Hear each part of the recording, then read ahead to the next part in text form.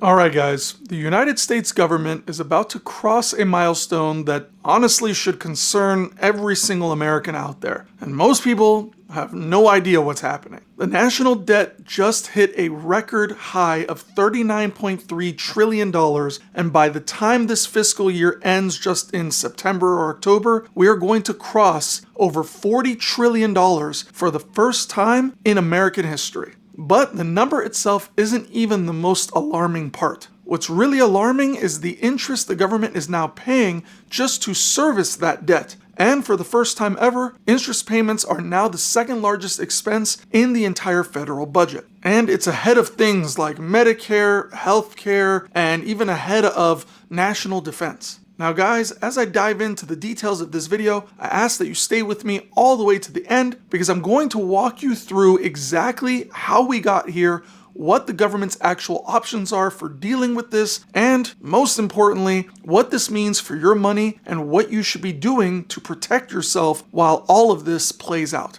Okay, so let's start with the basics, because once you hear these numbers laid out clearly, the whole thing becomes a lot more alarming than the headline alone. The government runs on a fiscal year that goes from October 1st through September 30th. And so far into fiscal year of 2026, the government has already gone deeper into debt by $1.25 trillion, and the year isn't even over yet. Last year, in fiscal year 2025, the government spent $7 trillion. But the question is, did they bring in $7 trillion?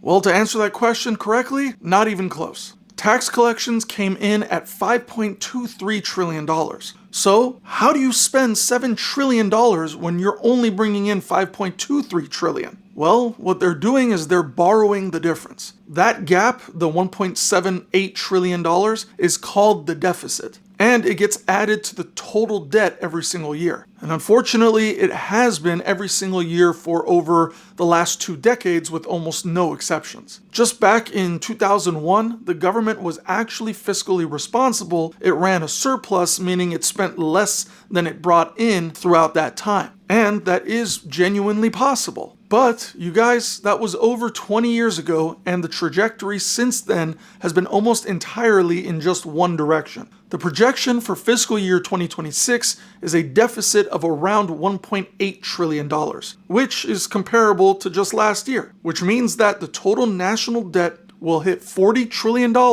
somewhere around September or October of this year. And guys, I hate to break it to you, that's not a prediction, that's just simple math. Now, here's the part that I really want you to sit with, because this is where the debt story goes from uncomfortable to genuinely alarming. The number one expense in the federal budget is Social Security. And of course, that makes sense. There are a lot of retirees and the payments are large. But the second largest expense, bigger than Medicare, bigger than healthcare, bigger than national defense, is the interest the government is paying on its debt. So I want you to let that land for a second. We are spending more money paying interest on borrowed money than we are spending defending the entire country. And I want to explain to you how fast this has grown since just 2020. Interest payments were $345 billion since then. By 2021, they were $352 billion.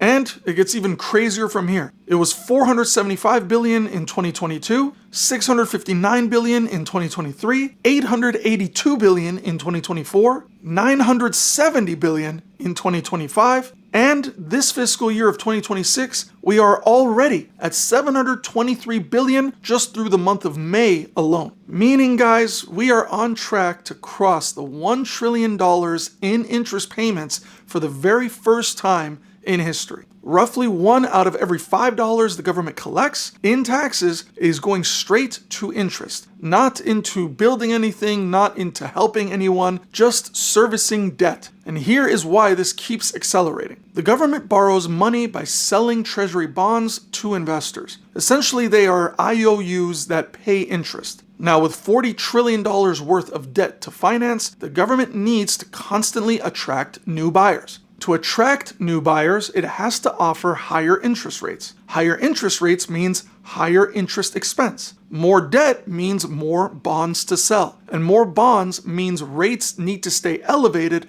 to find enough buyers. So unfortunately, guys, it's just a self-reinforcing cycle that gets more expensive every single year with no natural stopping point. Now guys, before I go any further into this video, if this video is giving you any value so far, please show some love by smashing that like button, leaving a comment down below, and subscribing. Your support genuinely helps this channel grow, so please guys, show some love by smashing that like button, commenting down below, and subscribing. Alright, now let's move into the next segment. Okay, so now the obvious question, what can actually be done about this? And I want to walk you through every realistic option honestly because most of them are either politically impossible or economically catastrophic. Now, option 1, balance the budget and pay down the debt. Now, is this theoretically possible? The answer is yes. It has been done before, and 2001 was proof of that. But what does it require? Well, the first thing right off the bat is cutting Social Security, cutting government programs, and raising taxes. And I want you to honestly ask yourself, what politician is going to get elected running on that idea or that platform? Nobody. People vote for benefits and programs, not cuts and sacrifice. So while this option is the responsible one, it is politically a dead end in the current environment.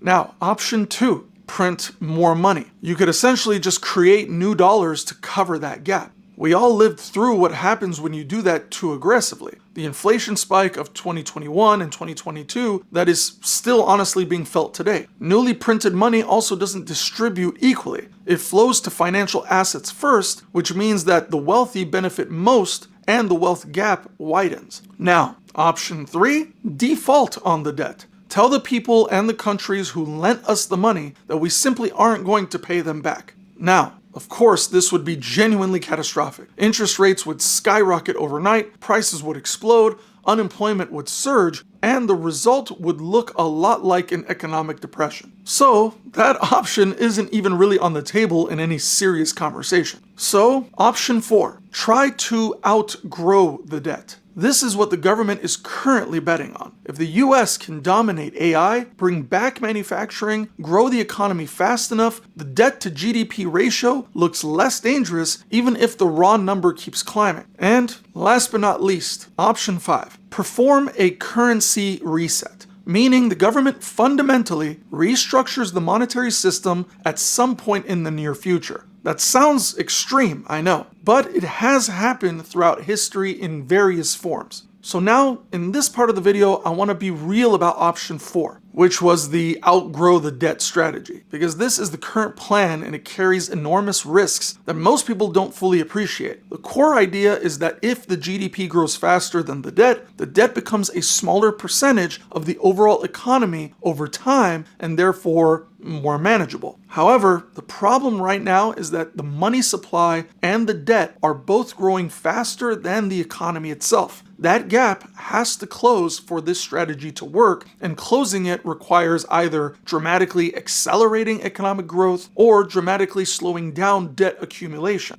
And guys, as I've sort of mentioned in the video already, neither of those things is already happening right now. The AI and manufacturing bet is real. There is genuine economic potential there, but the timeline is uncertain and the competition is very fierce. And in the meantime, every year the deficit continues, every year interest expense grows, and every year that the math gets harder, the more likely scenario in the near term is continuing money printing at a pace that keeps the system functioning, but slowly erodes the purchasing power of the single dollar. And this is what inflation actually is at its core. More dollars chasing the same amount of goods and services, and the people that feel that erosion the hardest are the ones that are holding cash and low yield savings accounts, while the people who own hard assets like real estate, stocks, gold, silver, the dollar value of those assets rise and the currency loses value. So I just want to reiterate the point that this is not some sort of conspiracy theory. It is the mechanical reality of how debt-based monetary systems work under pressure. Okay guys, so as I wrap together the whole video, let's just bring this home to what actually matters. What do you do with your money given everything that we just covered? Here's my honest take. Cash sitting in a low yield account is going to lose purchasing power in this environment.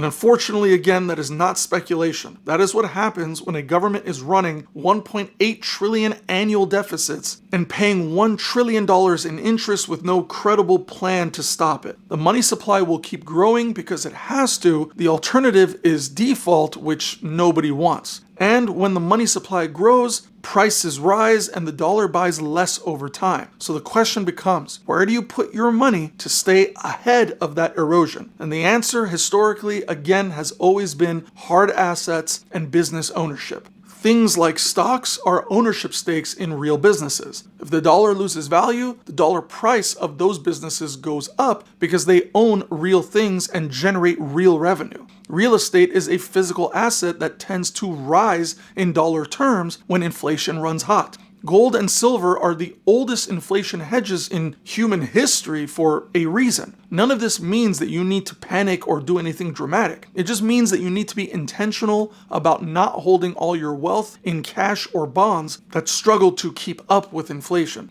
Keep your emergency fund liquid and accessible. That is a non-negotiable. But beyond that, assets that appreciate in an inflationary environment are where your long-term wealth needs to live. The people who come out of this decade in a strong position are the ones who understood what was happening to the dollar while it was still happening and positioned themselves accordingly while everyone else was sitting in savings accounts slowly falling behind.